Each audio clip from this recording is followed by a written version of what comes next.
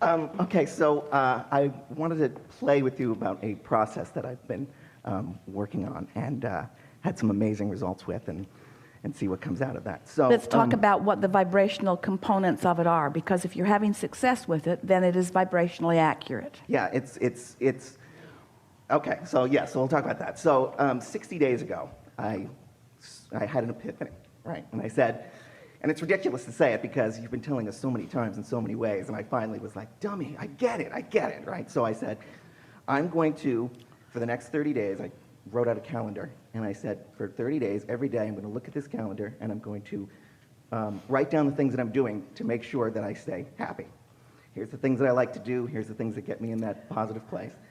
And it forced me, early on it was a struggle because I forget, oh yeah, the calendar, I got to go do something to make me happy, which sounds crazy. But started to do that, and after a while, it picked up momentum.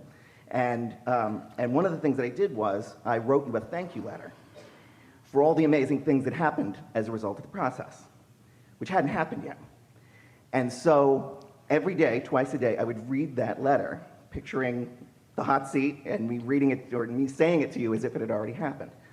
And I won't read the whole letter here, but some of the things that I... So let's just talk about the vibrationally accurate components so far. Okay. So by writing the letter now about something that hadn't manifested as if it already had manifested, you blurred the lines of present and future and focused upon the vibration, which caused you to offer a vibration that was not split. And when a vibration isn't split and you focus upon it in a steady way, manifestations come to the vibration. Doesn't matter. Everything is now. So whether you're thinking about the past or the present or the future, you're doing it all right now. Right. I've found the vibrational frequency and I'm practicing it now because of something that is coming. But when you play it like that, it shores up the vibration now. Yes. And the other aspect of it too is I wasn't that specific on some of it, because I noticed in the past I used to be very, very good at force filling my own grid. You know, I'd say, I want to date that person. I'm going to make this happen because she's the right one. And then I'd be dating her and I'd go, ooh, no, sorry. Right?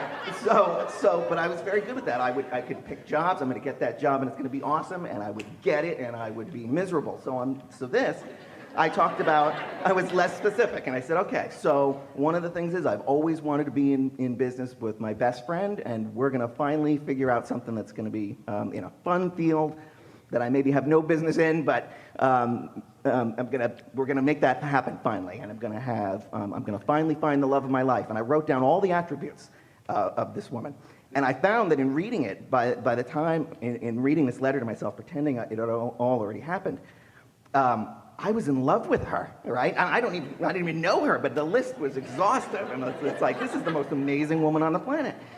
And I wrote about how, and I'm going to lose 15 pounds, and I'm going to eat whatever I want, and I'm going to not exercise, and it's going to be fantastic.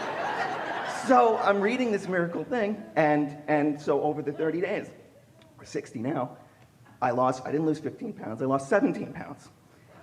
Not, thank you, not changing anything.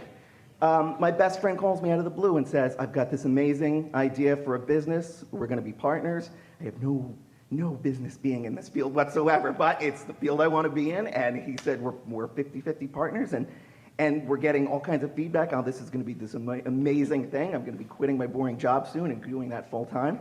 And then out of nowhere, a woman who I have carried a torch for 10 years, who we've been very, very good friends, all of a sudden one day says to me, I don't know why I'm saying this, but I can't not anymore. I am in love with you. And she is amazing, like amazing, and she's everything that's on the list. She was all of those things, and I'm sitting there and I keep looking at her going, really, me?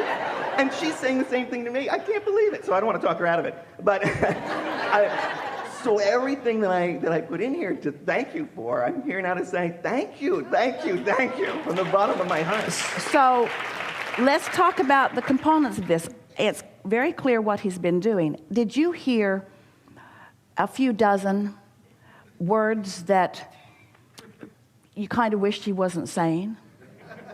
Like dummy, and the list was exhaustive. And can you feel how those words that usually we all cringe at didn't matter, because the universe isn't hearing his words. He doesn't mean any of those things with those words.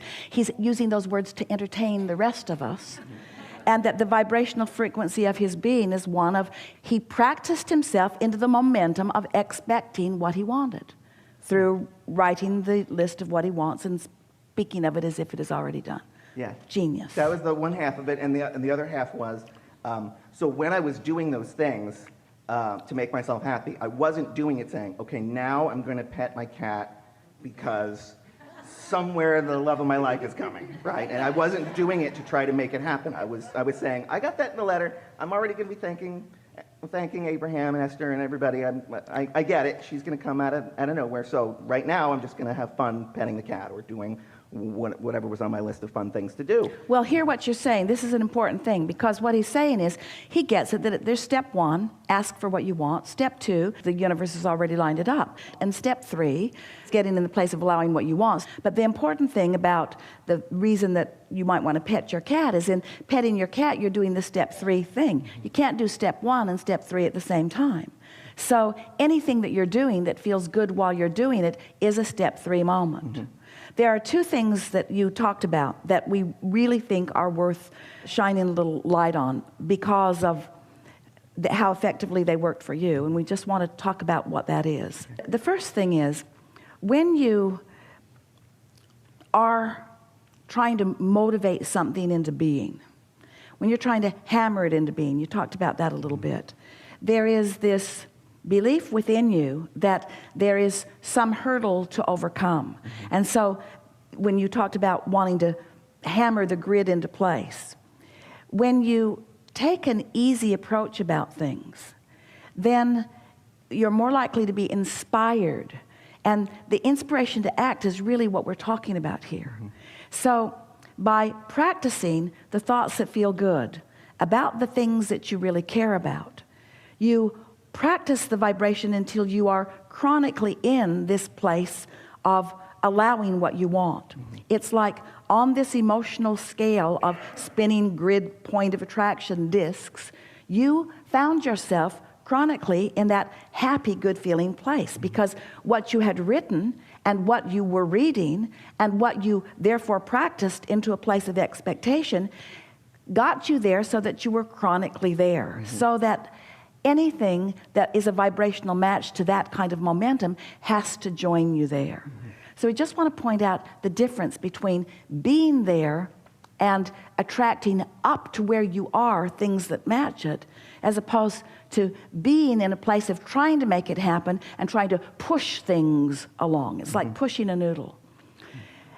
Everything that you said is vibrationally accurate. Everything that we felt from you while you said it is vibrationally accurate. Good.